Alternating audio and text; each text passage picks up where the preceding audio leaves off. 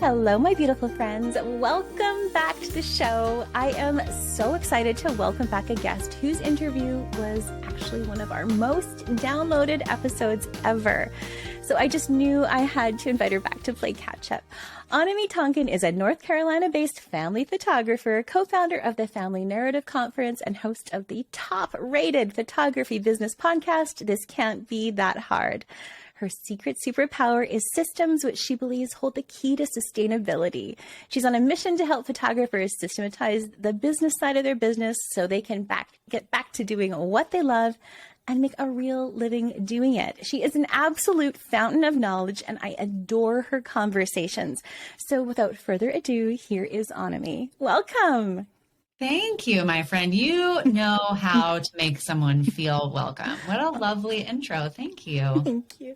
So for those that maybe haven't gone back and listened to our previous episode, can you maybe share a little bit about who you are and what you're passionate about? Absolutely. So my name is Annemie Tonken. I am a family photographer based in the Chapel Hill area of North Carolina. I've been at this business since 2010, which is crazy. It's been a long time now.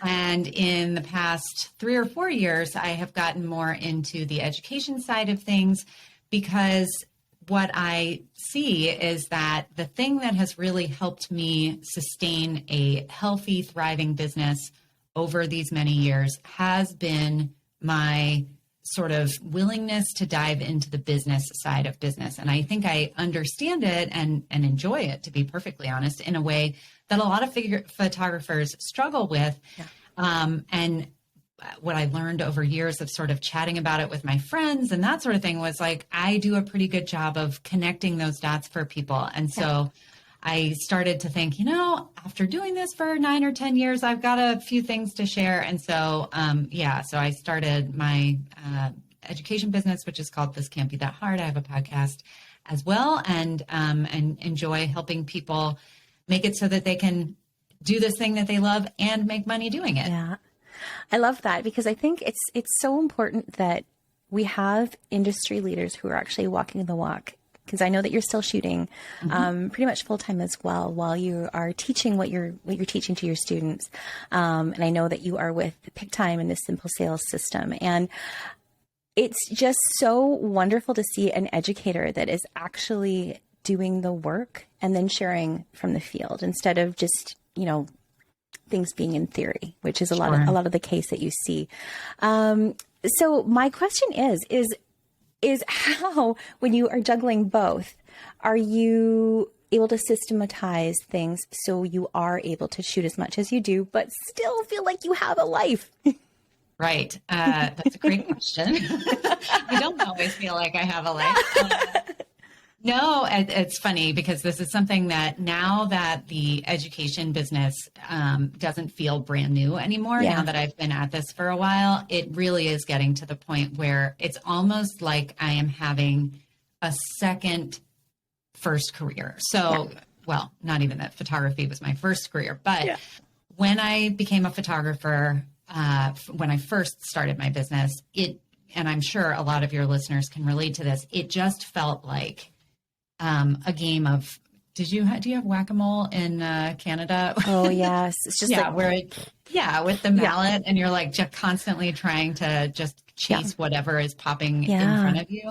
And so so for years I felt like that was kind of what I was doing. And it took me a really long time in my photography business to get to a place where I was like, oh, I can actually, this piece of software can help me with this, or just creating a really well laid out system with even a checklist. Something as simple as a checklist would make it so that I was doing things in a more organized, repeatable way.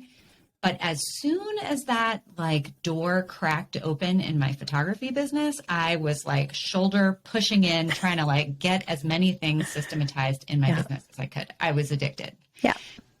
In my education business, here I go educating other people about the power of systems. And I was essentially starting a new business. And guess what? 2 years, 3 years in, I'm like, oh, right, I have to get this more systematized. thankfully, I now know a lot more about how that works and how I can do it more efficiently and more quickly. Yeah. So this past year, we were talking before we hit record about the fact that like I changed some platforms. I brought in a couple of new employees. Like now I'm much clearer on how to get there, but it doesn't really change the fact that at the beginning, it does feel messy. It can feel overwhelming.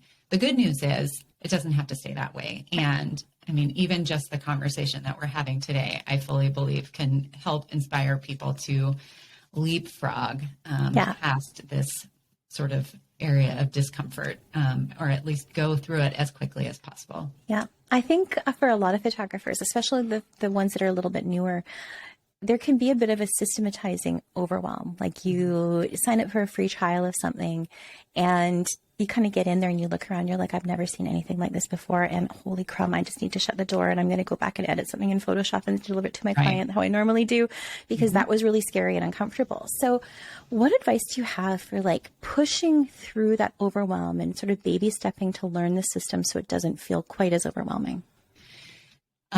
Yeah, that's a great question. So I think that this is where mentors can really be helpful because there is a lot out there. Yeah. And I mean, I have the tools and the systems that I like to use and I recommend, and fully acknowledge that they're not for everybody. And there are other people out there who have really good tools and systems that they recommend.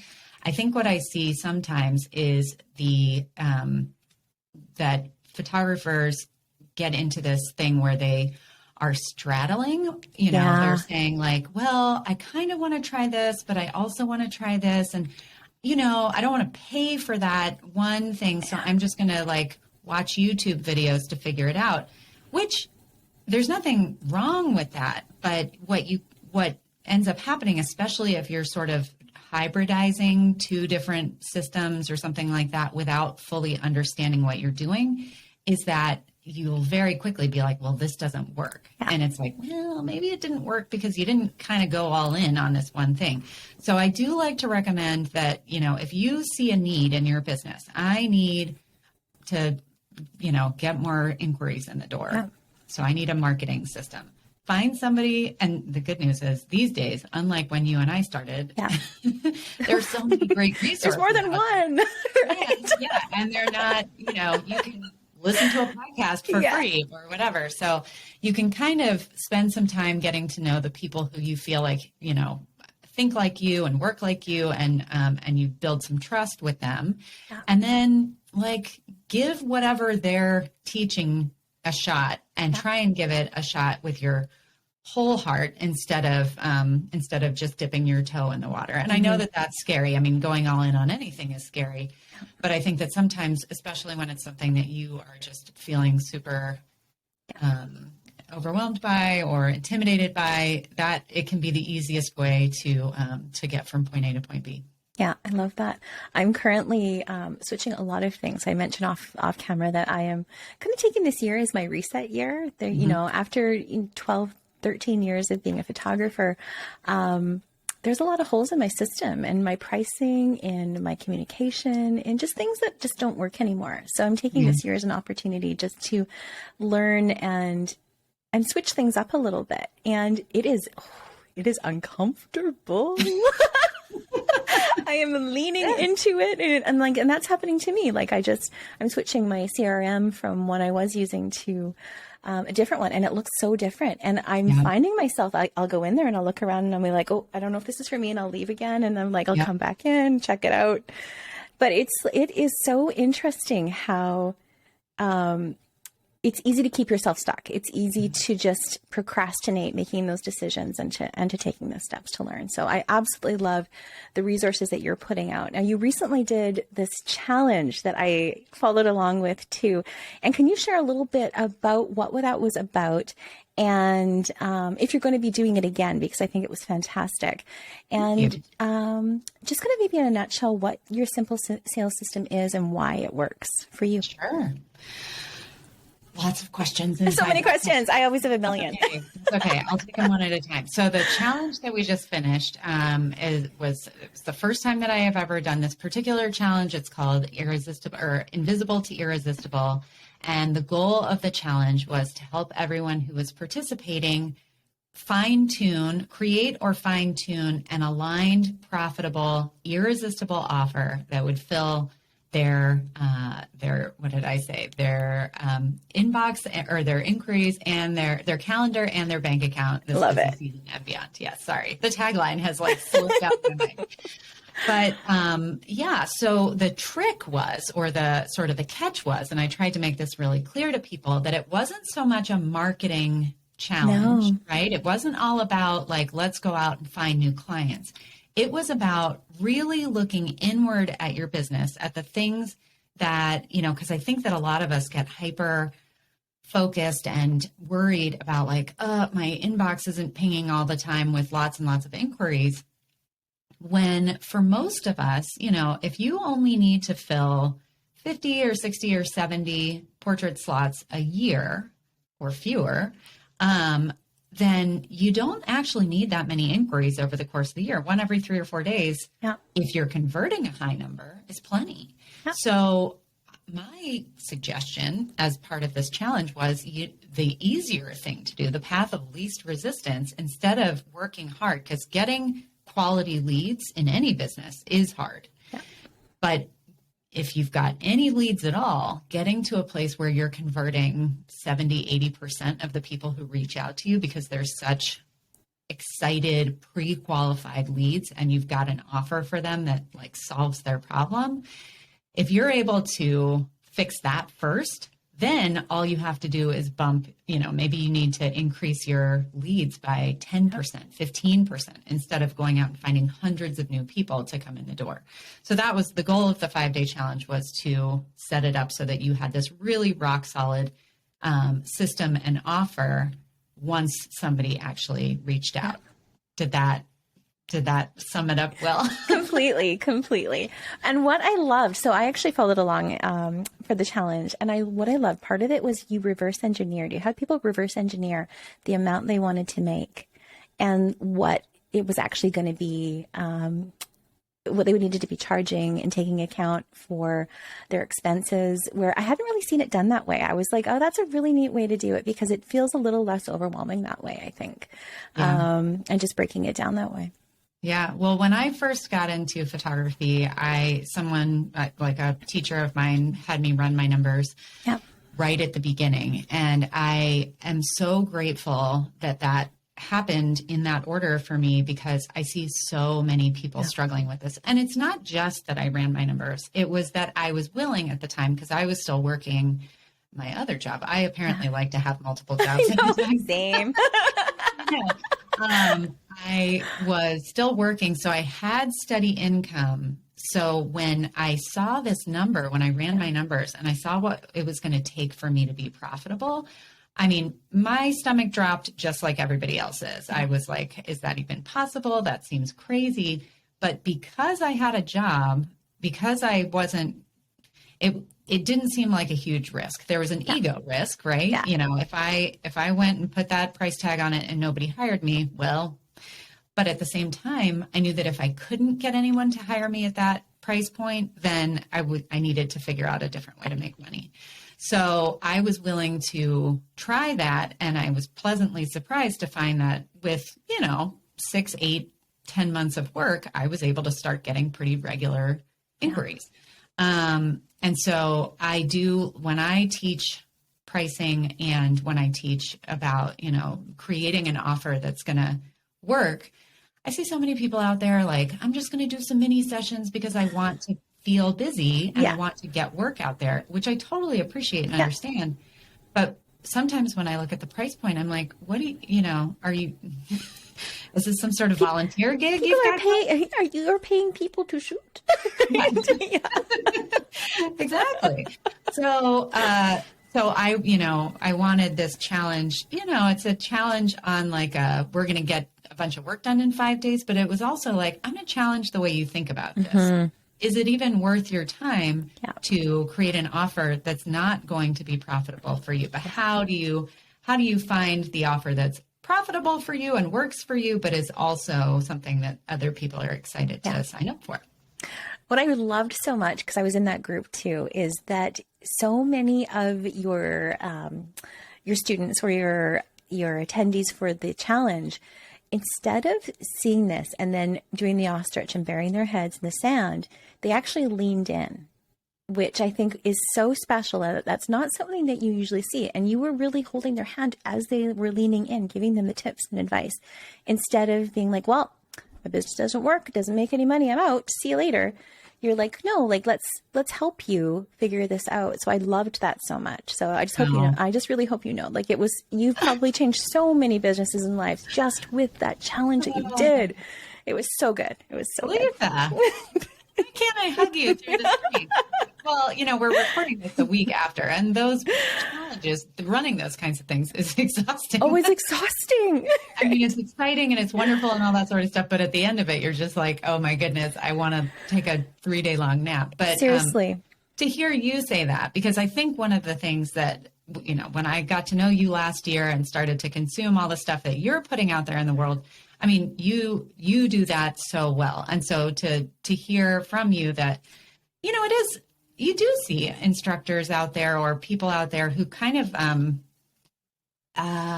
shame their students into doing it a particular way or something. And like, I'm not into that. I have so many students who I'm really humbled are working with me because I look at their work or I look at their, like, oh, I, retired my career as a physician to come do this. And I'm like, you're going to learn from me. But, but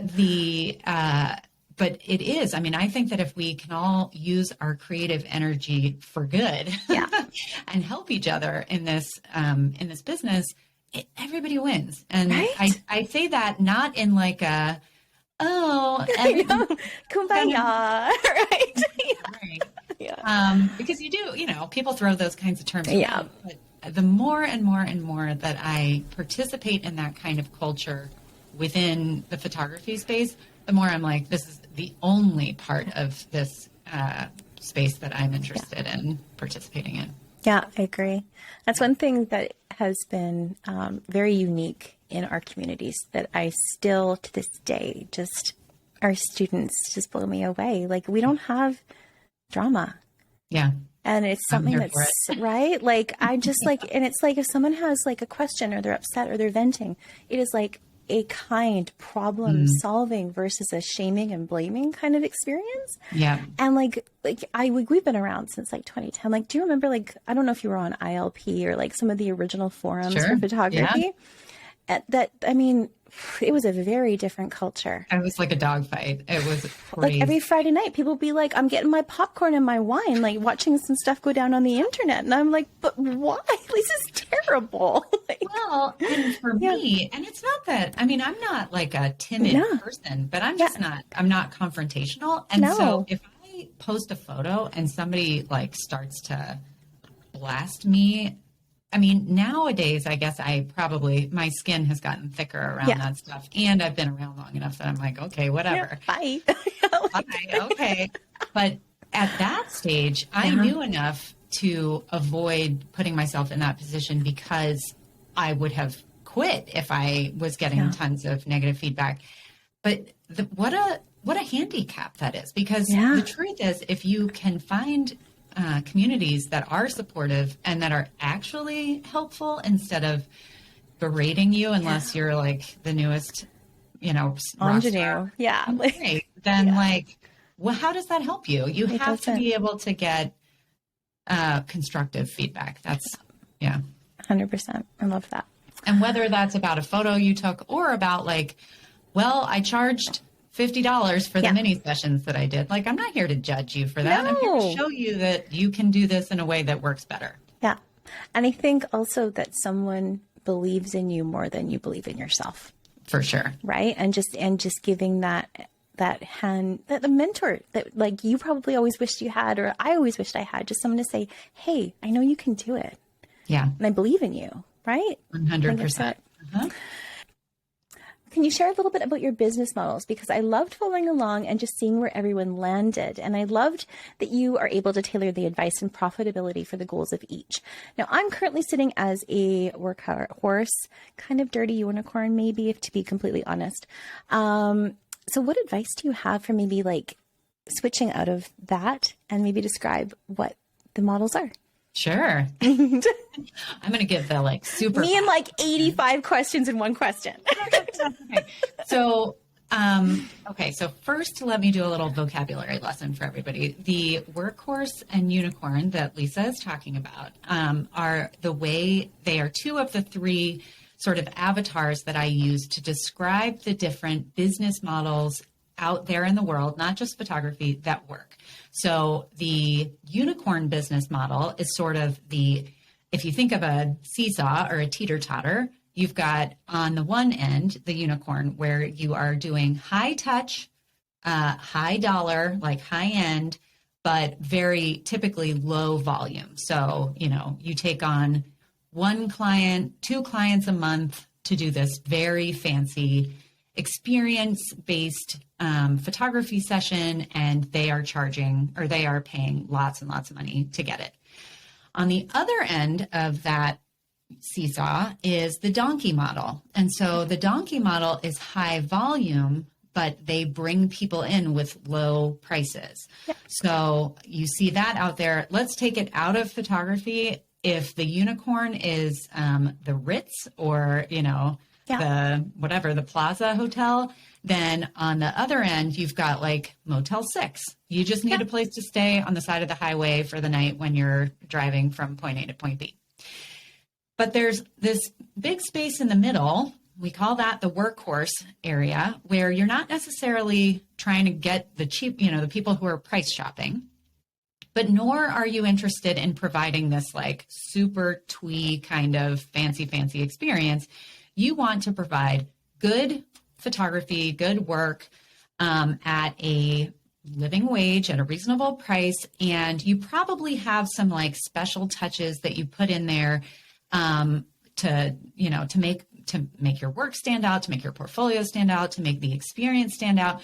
But the key with the workhorse is that you are streamlining at least some areas of your business so that you're not spending so much time with each client, so that there is some ability to scale. So in the challenge, we talked a little bit about those. And so you're saying that you, in this year of reset, are looking at your business from before and feel like you had gotten to this kind of dirty unicorn place. And we could talk for hours.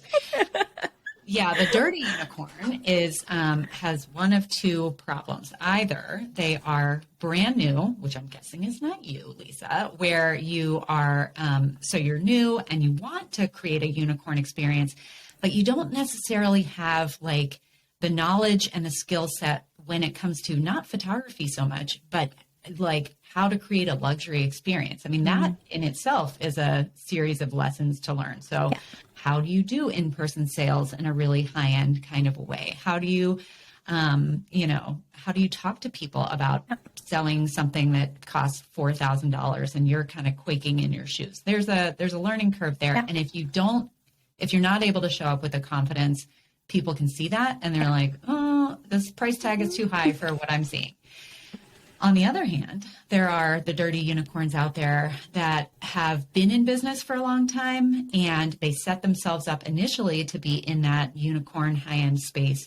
But over time, maybe they got distracted by running a podcast and the world's best online retreats, and they stopped giving that constant nurturing attention to their business and to maybe even to their clients, where they start feeling like, I'm not serving at that level, and maybe my heart's not in it in the same place.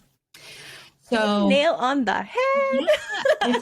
Well, I have also been there. Like, I know that story really well. And so, transitioning into that kind of workhorse mentality where you're like, I still want to provide amazing photos. Obviously, you're not going to start taking less high quality photos, but maybe it's not all the different touches. And maybe it's, maybe some of it is done online for them instead of you having to meet with them every single time.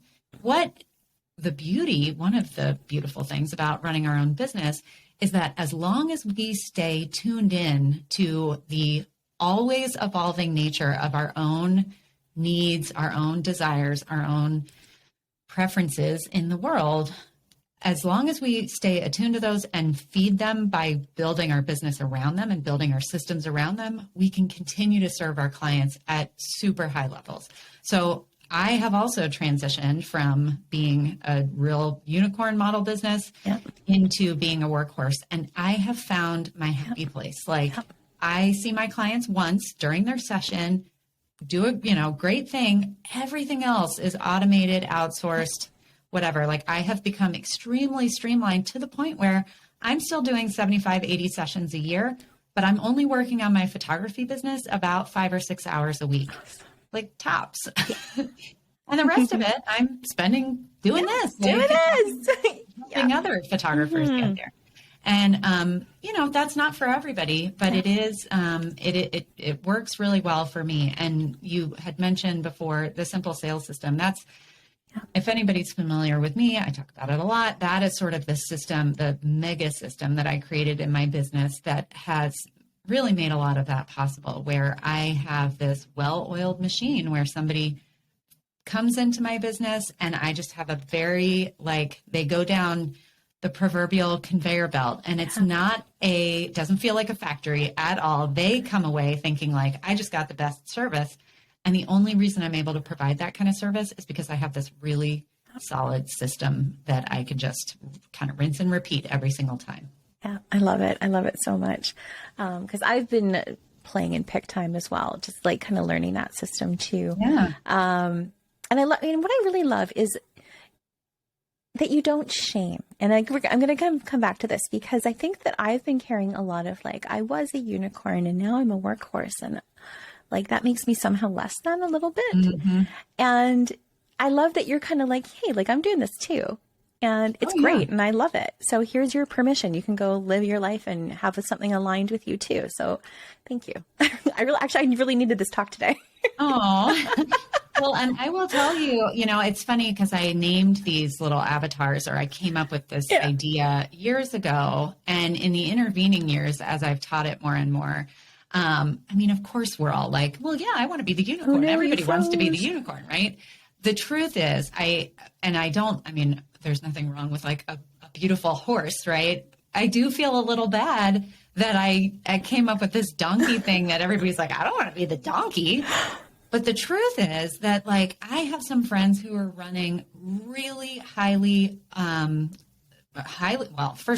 profitable businesses, but also businesses, they're kicking butt. I did an interview on my show, a little over a year ago with a woman named Amanda Thorson, who is based in Australia, who is an amazing, you would love her work. I'm going to send you a link, but she is an amazing portrait photographer, and she does these really beautiful motherhood portraits. So she does breastfeeding portraits, and she does children's studio portraiture. She has a very simple studio set up, and she does almost everything she does is self-scheduled, whatever. And it is a donkey model business. She and her husband are killing it, and she is creating fine art. There's no question. Yeah. So in her spare time, she created a fine art book that's about body positivity and whatever. And it's because she's not afraid to own the fact that she doesn't want to do this high-end fancy thing. Yes. And so it's possible. Don't let anyone tell you it's not. Love it. And there's no shame in it, but there is a right way and a wrong way to set up each of those models. And you do truly have to be in alignment to make them work. Yep. I love that. Love this conversation. Hey, I do too. I could talk about this stuff all day. So we are just about a week or so out, and you are coming to teach for the online business retreat that we have happening in September. So can you share a little bit about what your presentation is on and what students will take away from it? So when you asked me to teach at the business retreat, I was like, oh, kid in the candy store, like so many fun topics that I could possibly, like, how can I narrow this down? And so you and I had gone back and forth about this a little bit, and you did want me to talk about the simple sales system. So the crux of my talk is that system. Yeah. But I know that, at this point, I have maybe several people who will be there who already know that. And I wanted to make sure that I was still adding really good value, even if somebody was kind of already familiar with me and my system. So I broadened it a little bit. I teach the whole system in that course or in that presentation, but I'm also kind of talking about the 30,000 foot view of systems in general. Like systems are one of these vague terms that people throw around, and it's like, well, what is the system? I'm not really sure. So I break that down. And then I talk about, like, if you're new in business, or if you are like, okay, great, but I'm totally playing the game of whack-a-mole in my own business. Where do I start? I'd like to start with systems, but where do I start? So I think about, there are three kind of basic building blocks, three different areas of any business. You've got your marketing area where you're trying to find new clients. You've got the sales portion of things where you are finding those inquiries and trying to convert them into paying clients. And then you've got your fulfillment system, that part of your business where you're like everything from the time that they pay you money to the time that they're like out the door. And so many of us approach those instinctively in kind of chronological order, like fill up the inquiry box, the inbox, then worry about selling to them, and then we'll worry about fulfilling.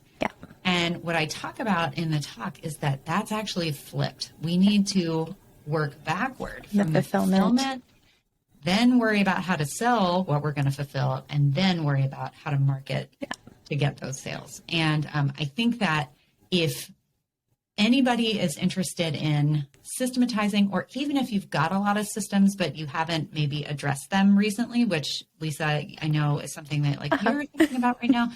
The thing, I don't know if it's beautiful. The thing about running a business is that there is no